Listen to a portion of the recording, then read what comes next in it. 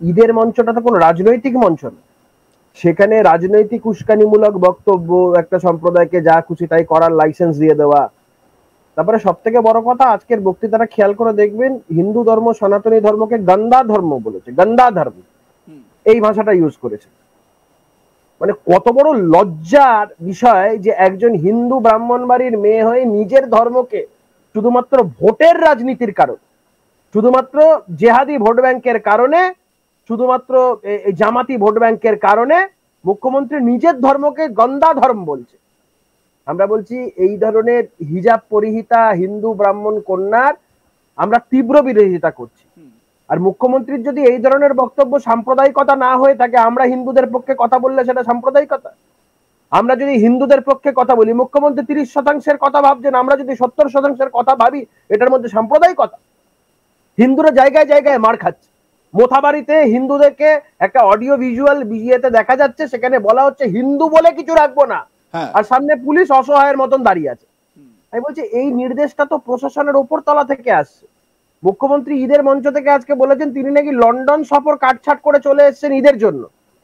London থেকে কলকাতা চলে আসতে পারছেন এদের ঈদের জন্য, কিন্তু কলকাতা থেকে মোথাবাড়ি যেতে পারছে না, যেখানে এতগুলো হিন্দু আক্রান্ত হচ্ছে। না কৌস্তবদা, আমার একটা এখানে বক্তব্য, সেটা তুমি গান্দা ধর্মের কথা যেটা বললে, যেটা মুখ্যমন্ত্রীর কথা প্রসঙ্গ থেকে, গান্দা ধর্ম কি তুমি এটা কি করে বলছো যে তিনি হিন্দু ধর্মকেই বলছেন বা নিজের ধর্মকে বলছেন?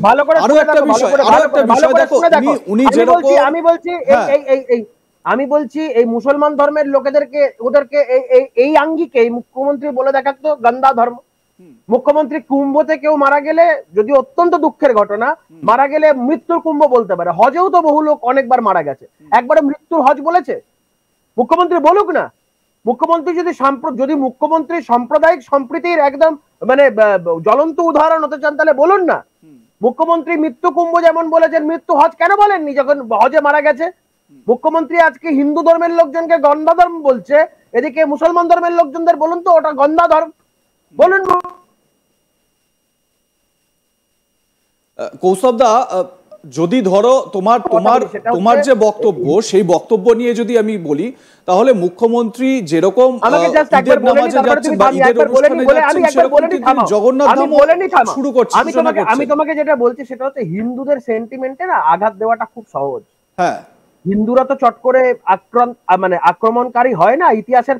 ইতিহাসের পাতাগুলো উল্টে দেখো, কোন ইতিহাসে নেই যে হিন্দুরা আক্রমণকারী। আক্রমণকারী কারা, ইতিহাসে তার প্রমাণ আছে। আর আক্রান্ত বরাবর হিন্দুরা হয়েছে। হিন্দুদের সেন্টিমেন্টে আঘাত দেওয়া খুব সহজ। হিন্দুরা অত্যন্ত সহনশীল, অত্যন্ত ধৈর্য নিয়ে চলে। কিন্তু যেই মুহূর্তে হিন্দুরা রিটালিয়েট করতে শুরু করে, এরা সমস্ত লেজ গুটিয়ে পালায়। আমরা বলছি আমরা হিন্দুদের এই অপমানের বিরুদ্ধে রুখে দাঁড়াচ্ছি। আমরা 70% পক্ষে কথা বলছি, বলবো, বেশ করব। মুখ্যমন্ত্রী যত এই জেহাদিদের জামাতিদের সমর্থনে কথা বলবে, আমরা তত হিন্দু সমাজকে জাগ্রত করার চেষ্টা করব এবং করব, একদম জোর গলায় বলছি করব। না কৌস্তবদা, দেখো একটা জিনিস, মুসলমান সম্প্রদায়ের মানুষদের অনুষ্ঠানে গিয়ে সেখানে ধরো সেই ধর্মের একটা গুণগান যদি তিনি করেও থাকেন, এবং সেটাকে কিভাবে তুমি নির্দিষ্টভাবে বলছো যে জিহাদি জামাতিদের জন্য তিনি করছেন? মুসলমান ধর্মের যারা সেখানে উপস্থিত সবাই তো জিহাদি জামাতি নয়। বলছি যারা যেই সমস্ত দাড়িওয়ালা টুপিওয়ালা লোকগুলো বলছে যে হিন্দু ধর্মকে শেষ করে দেবে, হিন্দু ধর্ম বলে কিছু রাখবে না, তুমি কটা মুসলমানকে এর বিরুদ্ধে প্রতিবাদ করতে দেখেছো? কটা মুসলমান এই কথার বিরুদ্ধে প্রতিবাদ করেছে? কিন্তু দেখো হিন্দুরা সেকুমাকু কালচারের যে সমস্ত আছে, এত সেকুলার হয়ে গেছে, তারা হচ্ছে কি নিজেদের ধর্মের বিরুদ্ধে কথা বলতে ব্যস্ত। আমি বলছি যে সাম্প্রদায়িক সম্প্রীতির ঠেকা একমাত্র আমরা খুলে বসে নেই, ওসব দোকান আমরা আর খুলে বসবো না। সাম্প্রদায়িক সম্প্রীতির দোকান খুলে রাখার ঠেকা একমাত্র আমাদের নয়। উল্টো দিক থেকে যদি বলা হয় হিন্দু ধর্মকে তারা রাখবে না, আমরাও আমাদের লোকেদের পক্ষে দাঁড়িয়ে দরকার পড়লে বলবো ওদের ধর্মকেও যাতে না রাখা যায় তার বন্দোবস্ত আমরা করব। কৌস্তবদা, দেখো একটা জিনিস, মানে এর আগে মানে 2014 পরবর্তী পরিস্থিতিতে আমরা যেটা দেখতে পাচ্ছি সেটা তার আগে কখনো হয়নি। মানে ক্ষমতায় নরেন্দ্র মোদী প্রধানমন্ত্রী হওয়ার পর থেকে আমরা দেখতে পাচ্ছি বাংলার পলিটিক্সেও একটা আমূল পরিবর্তন এসেছে। যেরকম এই যে উগ্র হিন্দুত্ববাদের একটা অভিযোগ বারবার তোলা হয়, আমাকে প্লিজ এই প্রশ্নটা করতে দাও, আমাকে প্লিজ কৌস্তবদা এই প্রশ্ন, আমি এই প্রশ্নটা একটু করতে চাই, আমাকে প্লিজ এই প্রশ্নটা করতে দাও। আমি বলছি যে এই যে হিন্দু আমাদের রাজ্যের রাজনীতিতে এই রকম ভাবে ঠিক বিজেপি বা বঙ্গ বিজেপি নেতারা যেরকম ভাবে তারা বক্তব্য রাখছেন বা যা বলছেন সেরকম এর আগে কখনো দেখা যায়নি। আমার বক্তব্য হচ্ছে যে এর আগে 14 সালের আগে পর্যন্ত আমরা ভীষণ রকম ভাবে এই সংখ্যালঘু ভোট এই কথাটা শুনতাম। তোমার কি মনে হয় 14-র পর থেকে বর্তমানে এই হিন্দু ভোটও একটা বড় বিষয় হয়ে দাঁড়িয়েছে আমাদের পশ্চিমবঙ্গের রাজনীতিতে? বিজেপি এই রাজ্যে যবে থেকে শক্তিশালী হয়েছে তবে থেকে হিন্দুদের সপক্ষে কথা বলা শুরু হয়েছে এই রাজ্যে। কংগ্রেস বলবে, সিপিএম বলবে, তৃণমূল বলবে হিন্দুদের পক্ষে কথা? সিপিএম এর নেতা বিকাশ ভট্টাচার্য রাস্তায় দাঁড়িয়ে গরুর মাংস খেতে পারে, সুবোধ সরকার এখন তৃণমূলে আছে, সুবোধ সরকারকে পাশে নিয়ে গরুর মাংস খাচ্ছিল। তো সাম্প্রদায়িক সম্প্রীতির যদি উদাহরণ দেখাতে যাই তো সাথে তো মোহাম্মদ সেলিমকে রেখে এক প্লেট শুয়োরের মাংস খেতে পারতো পার্ক স্ট্রিট সামনে। না সে কথা আমিও মানছি, সে কথা আমিও মানছি না বলার ওই একই প্লেটে গরুর মাংসের সঙ্গে শুয়োরের মাংসও যদি থাকতো তাহলে ব্যাপারটা পুরো সেকুলারিজমের যে ব্যাপারটা সেটা ঠিকঠাক, সেটা অন্য জিনিস। আমি তোমাদের অ্যাসপেক্টে বলছি। অন্য জিনিসটা মানে এই কথাটা বলার কেউ ছিল না এতদিন, এই বিষয়ে কথাটা বলার কেউ ছিল না, কারণ কংগ্রেসও বলবে না, তুমি দেখো না সিপিএমও বলবে না। প্যালেস্তাইনে যদি মুসলমান মরছে এখানে সিপিএম মিছিল করতে পারে, মোথাবাড়িতে হিন্দুদের মেরে পিঠের চামড়া গুটিয়ে দিচ্ছে, বাড়ি ঘরদোর জ্বালিয়ে দিচ্ছে, সিপিএম এর কোন মিছিলটা বেরোলো?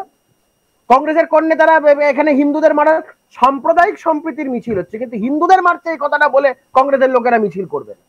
তো হিন্দুদের পক্ষে বিজেপি কথা বলছে, গর্ব করে বলছে, বলবে। হিন্দুদের পক্ষে ভারতীয় জনতা পার্টি বুক বাজিয়ে বলছি বলবে। ওরা 30% নিয়ে খুশি থাকুক, আমরা 70% মানুষের পক্ষ নিয়ে কথা বলছি এবং বলবো। হিন্দুরা যেখানে আক্রান্ত হবে ভারতীয় জনতা পার্টি কথা বলবে। আর তুমি যেটা বলছো 2014-র আগে সাংগঠনিক ভাবে বিজেপি সেইভাবে শক্তিশালী ছিল না, বিজেপি শক্তিশালী হয়েছে, হিন্দুদের পক্ষে কথা বলার, হিন্দুদের পক্ষে আওয়াজ উঠেছে এবং উঠবে। হিন্দুরা কি শুধু মার খাওয়ার ঠেকা নিয়ে বসে আছে? শুধু মার খেয়ে যাবে হিন্দুরা, শুধু মার খাবে, হিন্দুদের শুধু বাড়ি ঘরদোর জ্বলবে। মোথাবাড়ি, আমি তো বলছি আজ মোথাবাড়ি কাল আপনার বাড়ি, এরপরেও যদি হিন্দু সমাজ জাগ্রত না হয় আর কিচ্ছু করার নেই। মোথাবাড়িতে হচ্ছে, নওদাতে হচ্ছে, বড়বড়িয়ায় হচ্ছে, প্রত্যেক কটা জায়গায় দুর্গা মণ্ডপের মধ্যে ঢুকে মন্দির মণ্ডপ ভেঙে দেবে, মূর্তি ভেঙে দেবে বলছে। বিসর্জনের দিন বাউরিয়াতে মূর্তি ভেঙে দিল, লক্ষ্মী মূর্তি ভাঙছে, সরস্বতী মূর্তি ভাঙছে, কালী মূর্তি ভাঙছে। এটা সহ্যের সীমা থাকে তো।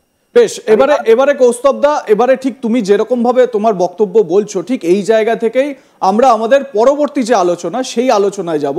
যেরকম কৌস্তব বাগচি বলছেন যে আমরা 70% হিন্দু জনগণের সপক্ষে থাকব, কিন্তু কেন্দ্রীয় নেতৃত্ব, বিজেপির কেন্দ্রীয় নেতারা তারাও কিন্তু এই ঈদের দিন সম্প্রীতির বার্তা দেওয়ার চেষ্টা করলেন। ঈদের আগে ভাগেই আপনারা সবাই জানেন সওগাতে মোদি 32 লক্ষ মুসলমান পরিবারের কাছে উপহার পৌঁছে দেওয়ার যে কর্মসূচি বিজেপির যে সংখ্যালঘু সেল রয়েছে সেই সেলের তরফ থেকে নেওয়া হয়েছে।